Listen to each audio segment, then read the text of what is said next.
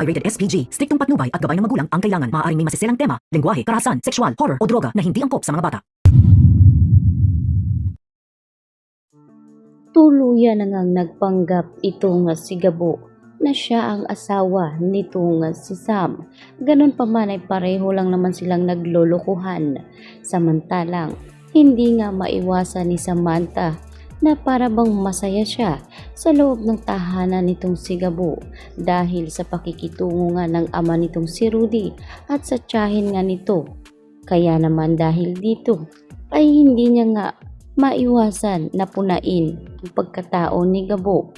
Pilit niya kasing iniiwasan ang mga kilos ng binata dahil ang pakay niya lang doon ay malaman kung ano ang koneksyon ni Gabo sa mga Zafra. Lalo pa na nakita nga ni Samantha ang nakarnap nga na motor na kasalukuyang nakaparking sa harap ng kanilang pamamahay. Kaya naman dahil dito ay pilit nga ngayong inaalam ng dalaga kung ano nga ba talaga ang tunay na koneksyon ni Gabo sa mga Zafra. Sa kabilang banda, dito na nga idiniklara ngayon na kailangan ng ilipat ng ibang facility itong si Victor Zafra alias Tigre dahil sa utos na rin ng nakatataas na dating general na itong si General Ricardo Jacinto. Ito ay binasbasan ng hukuman kaya nalang mabilis ang paglipat ngayon kay Victor. Subalit ang kanilang mga plano ay tila hindi rin papabura ng pagkakataon dahil sa isang traidor sa NCIA na si Pia. At sa pag-alis nga ng convoy ng NCIA ay agad ngang tumawag itong si Pia dito kay Mariano Zafra at ibinalita niya dito rin kay Deborah na kinakailangan nilang magmadali dahil paalis na ang convoy ng mga NCIA. Kinakailangan umanong bago pa mapunta sa facility si Victor ay maharang nila ang sasakyan nito.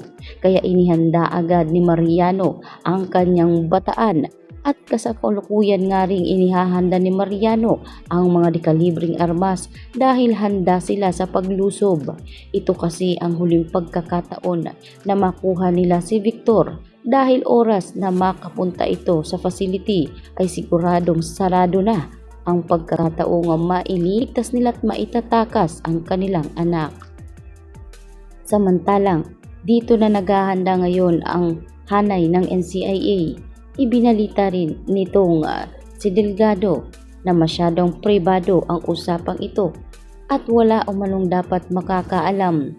Full ang kanilang mga sandata at sa pag-alis nga nila ay dito na rin itinimbre ni Pia kay Victor na itatakas siya ng kanyang mga magulang. Sa pagkakataong iyon na ikinagulat talaga ni Seb ang pangiti-ngiti nitong si Victor na para bang nang-aasar ito.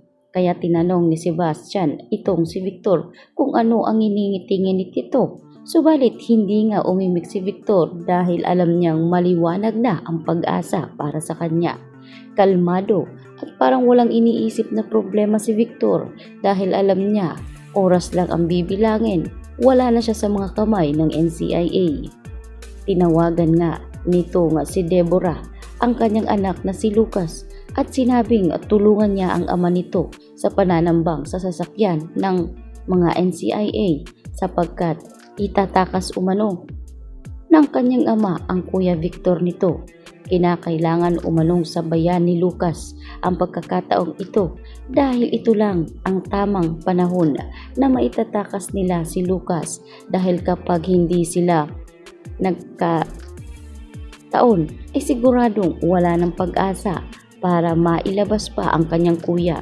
Kaya ipinangako nga nitong si Lucas na tutulungan niya ang ama na maitakas ang kanyang kuya Victor at hindi siya papayag na hindi nga nila maibabalik ang kanyang kuya Lucas sa kanilang mansyon.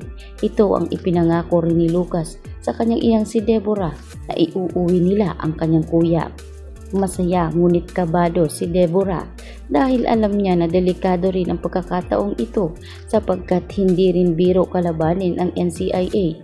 Ngunit iniutos din itong si Ricardo Jacinto ang mga kapulisan sa Inleya na kinakailangan umanong back up pa nila ang convoy ng NCIA dahil malakas kasi ang kutob nitong si Ricardo na may planong masama ang mga Zafra laban kay Victor at siguradong nagpaplano ito ngayon para tambangan ang sasakyan.